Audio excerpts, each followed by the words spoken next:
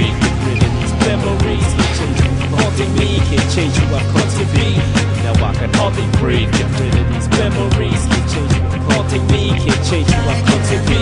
Now I can hardly breathe. Get rid of these memories, can't change who I'm haunting me, can't change who I've come to be. Now I can hardly breathe. Get rid of these memories, can't change who I'm haunting me, can't change who I've come to be. Now I can hardly change who I've come to be. Nothing I can say or do will take away what I've been through. What you were is what I've come.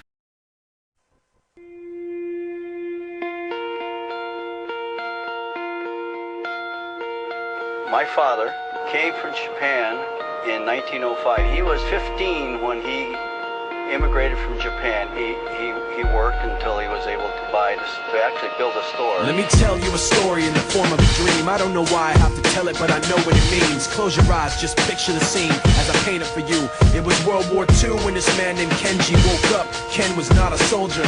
He was just a man with a family who owned a store in LA. That day, he crawled out of bed like he always did, bacon and eggs with wife and kids. He lived on the second floor of a little store he ran. He moved to LA from Japan, they called him immigrant. In Japanese, he'd say he was called Issei. That meant first generation in the United States, when everybody was afraid of the Germans, afraid of the Japs, but most of all afraid of a homeland attack. And that morning, when Ken went out on the doormat, his world went black, cause right there, front page news, 3 weeks before 1942, Pearl Harbor's been bombed and the Japs are coming. Pictures of soldiers dying and running. Ken knew what it would lead to, just like he guessed. The president said the evil Japanese in our home country would be locked away. They gave Ken a couple of days to get his whole life packed in 2 bags. Just 2 bags, couldn't even pack his clothes. Some folks didn't even have a suitcase to pack anything in, so 2 trash bags is all they gave them. And when the kids asked Mom, where are we going, nobody even knew what to say to them. Ken didn't want to lie, he said the US is looking for spies, so we have to live in a place called Manzanar, where a lot of Japanese people are. Stop it, don't look at the gunman. You don't want to get the soldiers wondering if you're gonna run or not, cause if you run then you might get shot. Other than that, try not to think about it. Try not to worry about it being so crowded, cause someday we'll get out. Someday, someday. As soon as war broke out, the FBI came and they just come to the house and you have to come. All the Japanese have to go. They took Mr. Lee. People couldn't understand why they had to take him, because he's just innocent laborer. So now they're in a town with soldiers surrounding them. Every day, every night, look down at them. From watchtowers up on the wall, Ken couldn't really hate them at all. They were just doing the job, and he wasn't gonna make any problems.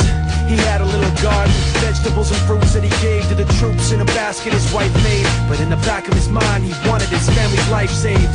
Prisoners of war in their own damn country, what for?